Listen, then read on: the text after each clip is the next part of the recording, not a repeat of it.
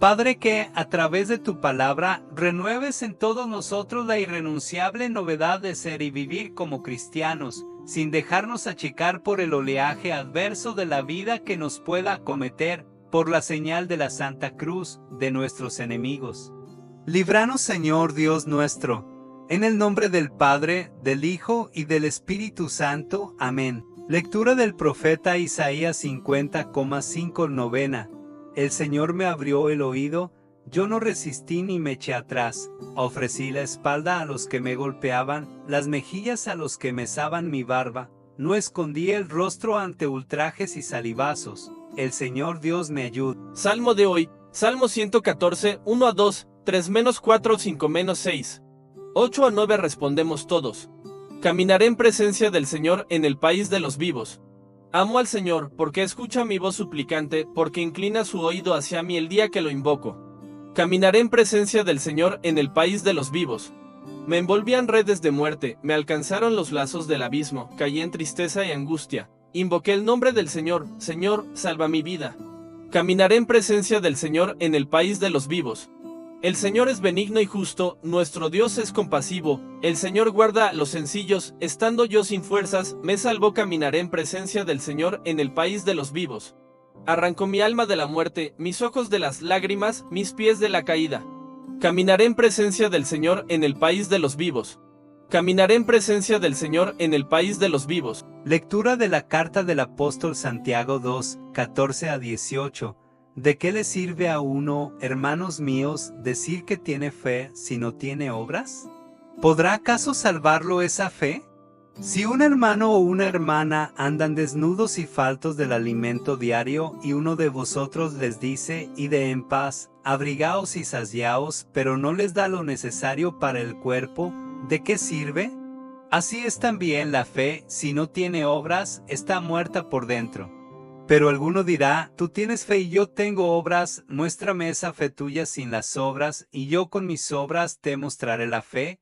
Palabra de Dios, te alabamos, Señor. Lectura del Santo Evangelio, según San Marcos 8, 27 a 35. En aquel tiempo, Jesús y sus discípulos se dirigieron a las aldeas de Cesarea de Filipo. Por el camino, preguntó a sus discípulos, ¿quién dice la gente que soy yo? Ellos le contestaron, unos, Juan Bautista, otros, Elías, y otros, uno de los profetas. Él les preguntó, ¿y vosotros, quién decís que soy? Pedro le contestó, tú eres el Mesías, y les conminó a que no hablaran a nadie acerca de esto. Y empezó a instruirlos, el Hijo del Hombre tiene que padecer mucho, ser reprobado por los ancianos, sumos sacerdotes y escribas, ser ejecutado y resucitar a los 3 días. Se lo explicaba con toda claridad. Entonces Pedro se lo llevó aparte y se puso a increparlo. Pero él se volvió y mirando a los discípulos, increpó a Pedro, ponte detrás de mí, Satanás. Tú piensas como los hombres, no como Dios. Y llamando a la gente y a sus discípulos, y les dijo, si alguno quiere venir en pos de mí, que se niegue a sí mismo, tome su cruz y me siga. Porque quien quiera salvar su vida, la perderá, pero el que pierda su vida por mí y por el Evangelio la salvará. Pues, ¿de qué le sirve a un hombre ganar el mundo entero y perder su alma? Palabra del Señor, gloria a ti, Señor Jesús. Reflexión. Hoy, en las pautas damos preferencia al tema de la fe y las obras, sin olvidar la ineludible teología de la cruz, no porque sufrir sea nuestra vocación, sino porque no hay cristianismo sin cruz.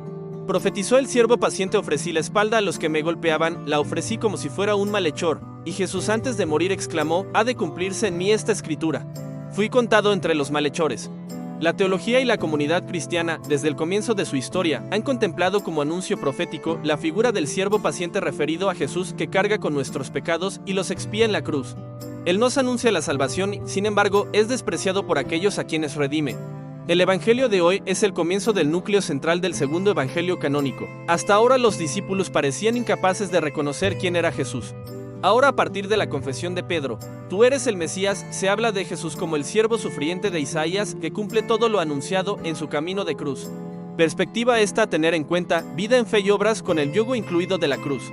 Por 3 veces anunció Jesús su pasión y su muerte por nosotros.